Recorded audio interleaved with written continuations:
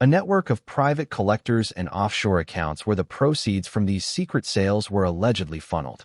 The court case, which captivated the nation, painted a drastically different picture of Rick Harrison than the one audiences had come to know and love through Pawn Stars.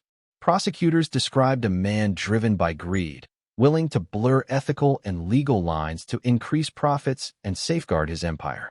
They argued that behind Rick's sharp business acumen and folky television charm was a calculated operation meant to evade taxes, deceive the public, and exploit the very historical legacy he once claimed to honor.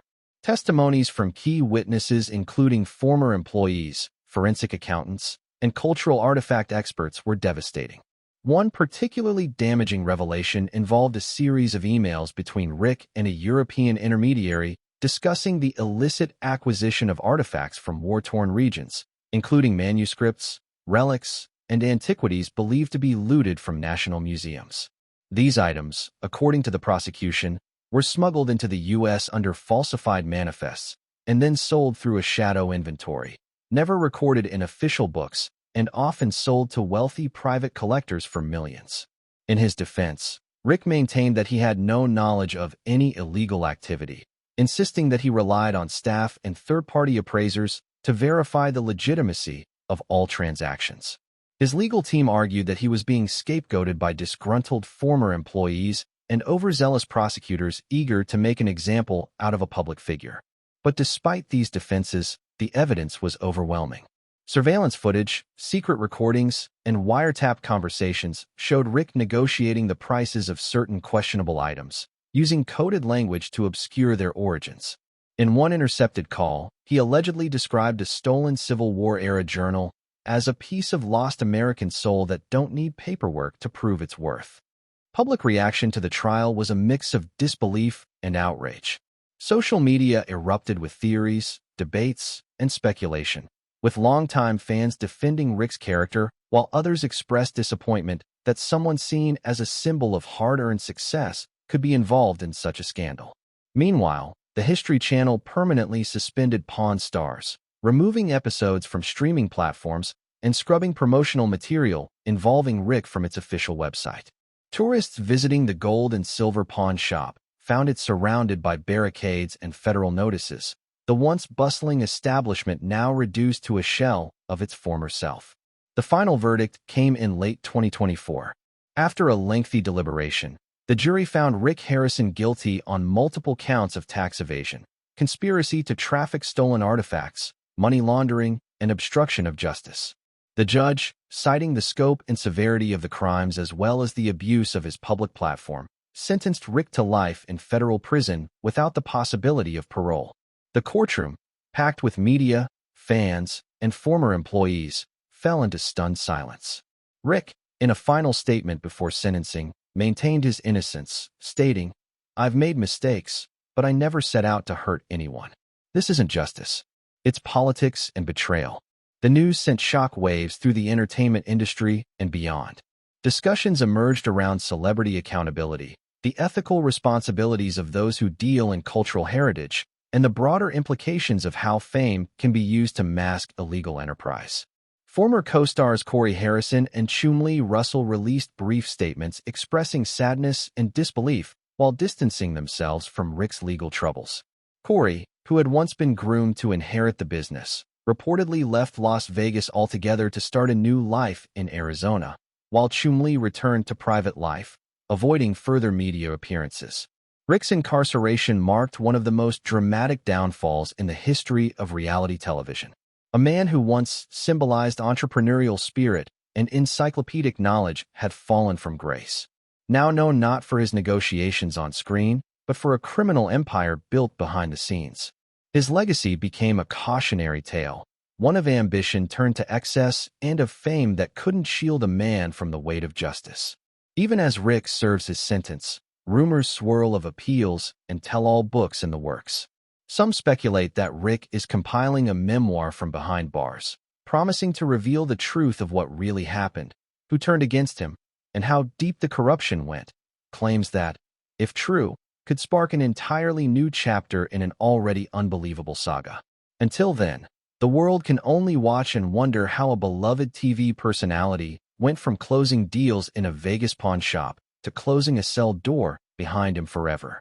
A network of shell companies across multiple states and even offshore accounts to obscure the financial trail of high-ticket sales. These revelations painted a damning picture of a once revered television personality turned alleged criminal mastermind. Despite his legal team's best efforts to discredit the evidence and question the credibility of witnesses, public opinion began to shift. Longtime fans of Pawn Stars who once viewed Rick Harrison as the epitome of American entrepreneurship were now confronted with the possibility that the very foundation of his empire had been built on deception. The courtroom proceedings were intense and often dramatic. Prosecutors argued that Rick had not only committed white-collar crimes, but had done so with meticulous planning over several years, evading millions in taxes and profiting from the black market trade of cultural heritage artifacts. They accused him of exploiting legal gray areas in the pawn industry to mask illicit activities, using his fame and reputation as a shield. Meanwhile, the defense painted Rick as a victim of circumstance and betrayal, emphasizing his charitable contributions, long-standing role in the Las Vegas community, and lack of a prior criminal record. As the trial drew to a close, the atmosphere in the courtroom grew tense. Supporters of Rick filled the gallery alongside reporters eager to capture every twist of the sensational case. The final days were marked by the testimony of a former confidant, a woman who had worked closely with Rick for over a decade and claimed to have helped orchestrate the off-the-books transactions. Her testimony was the nail in the coffin. Tearfully, she recounted how Rick had persuaded her to forge documents, misrepresent item values, and funnel money through shell entities. She described the fear and loyalty that kept her silent for years and how guilt eventually compelled her to come forward. In cross-examination, the defense tried to discredit her by highlighting inconsistencies in her timeline and suggesting she had been coerced by investigators, but the damage was done. Combined with mounting financial records and expert witness testimony about illegal artifact sales, the jury was left with little doubt. After weeks of deliberation, the jury returned with a verdict: guilty on multiple counts of tax evasion, money laundering, conspiracy to traffic stolen artifacts, and possession of stolen cultural property. The sentencing phase that followed was another media spectacle. The prosecution pushed for the maximum, arguing that Rick had not only broken the law but betrayed public trust on a national level. They emphasized the extent of the deception, the international scope of the trafficking operation, and the significant financial damage caused. The defense pleaded for leniency, highlighting Rick's previously clean record, the collapse of his family life under legal stress, and his contributions to educational programming through Pawn Stars. Rick himself addressed the court, maintaining his innocence but expressing regret for any mistakes made in judgment during his business operations. His voice cracked as he spoke about his late father, the old man, and how he had hoped to honor his legacy through the pawn shop. But the judge, unmoved by the emotional appeal, issued a scathing rebuke. He called the crimes an egregious abuse of fame and power and sentenced Rick Harrison to life in federal prison without the possibility of parole under the RICO, Racketeer-Influenced and Corrupt Organizations Act. The courtroom gasped. Outside, media outlets erupted. Fans stood in disbelief. It was a stunning fall from grace for one of reality television's most beloved figures. Within hours, social media platforms were flooded with posts, theories, and debates. Some fans refused to believe it, insisting on conspiracy theories or suggesting Rick had been framed by jealous competitors or even the federal government. Others expressed betrayal, shocked that the man they had watched for years was capable of such calculated deceit. The impact was immediate and far-reaching. The History Channel officially canceled Pawn Stars, removing all future episodes from the broadcast schedule and suspending syndication deals. Merchandise bearing Rick's likeness disappeared from shelves. The gold and silver pawn shop, once a buzzing tourist destination, saw its foot traffic dwindle to a trickle. Within months, it filed for bankruptcy. Corey Harrison attempted to keep the business afloat, but eventually closed the doors permanently, citing irreparable damage to the brand. Chumlee, who had faced his own legal troubles prior, publicly expressed his sadness over Rick's sentencing but declined further Other reality stars who had appeared on crossover episodes kept their distance, unwilling to be associated with the scandal. The fallout extended beyond the entertainment industry. Cultural institutions that had worked with Rick on appraisals or donations began reviewing their inventories for questionable items. One museum in Texas discovered that a Civil War-era sword donated by Rick had in fact been listed on an international stolen artifacts database. It was returned to its rightful owner in France, prompting further investigations into Rick's past dealings. International watchdog groups praised U.S. authorities for cracking down on illicit artifact trafficking and used Rick's case as a cautionary tale for other high-profile collectors. Meanwhile, government agencies strengthened regulations around pawn shops, antique dealerships, and private collections of cultural property. In prison, Rick Harrison reportedly kept to himself. Sources from within the federal penitentiary in Florence, Colorado, nicknamed the Alcatraz of the Rockies, claimed he rarely socialized and often requested history books from the library. Retreating into the same quiet study that had defined his childhood, letters from fans poured in, some expressing support, others disappointment. Rick was said to read them all. According to one former inmate, Rick began working in the prison library and started drafting a memoir tentatively titled Pond: The Rise and Fall of Rick Harrison. Whether it will ever be published remains unknown, but the rumor alone sparked interest from publishers and media outlets eager to capitalize on the sensational story. Rick's family continued to live with the stigma. His son Corey gave a rare interview months after the sentencing, expressing his heartbreak and disbelief. "This wasn't the dad I knew," he said. "He taught me to work hard, be honest, and do right by people. I don't understand how we ended up here." Corey also revealed that the family had cut ties with some former employees who were involved in the whistleblowing and testified against Rick. "They betrayed us," he said, though he admitted that if Rick had done what the court believed, then perhaps they had no choice. Deanna, Rick's third wife, filed for divorce shortly after the trial and has since moved out of state, avoiding the spotlight. Former customers who had once proudly displayed their appearances on the show began removing memorabilia from their homes. YouTube channels that had built content around Pawn Stars either pivoted or shut down entirely. The show's fan community fractured, with online forums turning into battlegrounds of speculation, defense, and vitriol. Despite everything, a small contingent of diehard fans continues to believe in Rick's innocence. Some launched petitions demanding a retrial, while others created online campaigns to free Rick Harrison, suggesting he had been the victim of a federal overreach or a targeted campaign against wealthy public figures. But legal experts argue that the evidence against him was overwhelming and the conviction unlikely to be overturned. Appeals were filed but quickly dismissed, citing the thoroughness of the original proceedings and the weight of the evidence. Still, the question remains: how did a man who appeared to live by honesty, integrity, and a love for history fall so far? Was it greed, pressure, hubris, or a slow erosion of values in the face of fame and fortune?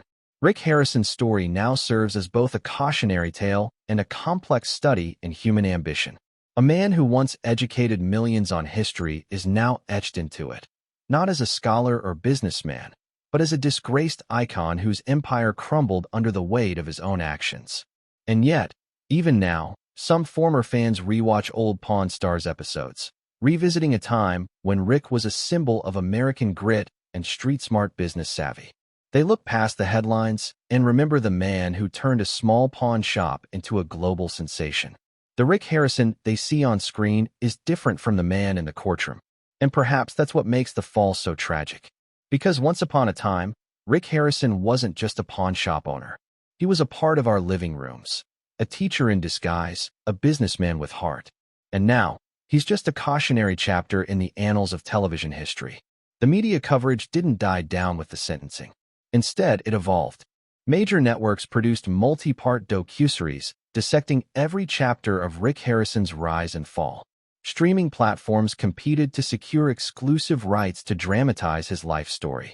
Within a year, two major studios began development on biopics, casting well-known actors to portray Rick and the rest of the Pawn Stars crew, with some productions leaning into the criminal aspects and others taking a more sympathetic tone. Former employees, family, friends, and business associates came forward with stories, some corroborating the trial's narrative, others defending Rick's character and insisting the truth had been distorted. The national discourse became not just about Rick himself, but about fame, capitalism, and the fine line between business savvy and moral compromise. Ironically, Rick's incarceration only fueled a cult of personality around him. Bootleg t-shirts with "Free Rick" slogans popped up in Vegas tourist shops, while his old catchphrases became ironic memes on social media. Fans debated whether his actions, while illegal, were truly immoral, or simply the inevitable result of the celebrity industrial complex that rewarded profit above all else. College courses began referencing the case in classes on media ethics, law, and pop culture. Meanwhile, the Smithsonian announced an exhibit on the intersection of television, crime, and Americana that included references to Rick's pawn shop empire. The pawn industry as a whole experienced a reckoning. Lawmakers used Rick's case to push through tighter regulations and oversight, especially for establishments dealing in historical or high-value items. Several states mandated digital tracking for all pawned goods, and the international cooperation on antiquities trafficking saw a notable boost. Rick's own family continued to fracture under the public pressure. Corey disappeared from the limelight, reportedly spending time in therapy and moving into private consulting work far from Las Vegas. He declined multiple offers to write a tell-all, stating in one rare podcast appearance that some stories are too painful to monetize. Chumlee, ever the unpredictable figure, attempted a brief comeback with a YouTube channel focused on vintage collectibles, but the comments sections were flooded with references to Rick's conviction, forcing him to disable public feedback entirely. Despite this, some segments of the audience remained loyal, engaging with Chumlee's new persona and defending his innocence by association. Behind bars, Rick's days were marked by routine and reflection. Those close to him claim he's mellowed, resigned to his new life, but still intellectually engaged. He reportedly spends hours writing, reading about world history, and occasionally giving informal lectures to fellow inmates about ancient coins and military memorabilia. His unpublished memoir, parts of which allegedly leaked online, paints a picture of a man who feels both misunderstood and remorseful, not necessarily for what he did, but for the unintended consequences and pain caused to his family. In these pages, Rick insists the lines between legal and illegal became increasingly blurry as his fame grew. And he suggests that he trusted the wrong people, was too proud to ask for help, and failed to recognize the growing rot within his own empire. There were rumors too, always rumors, that the FBI had used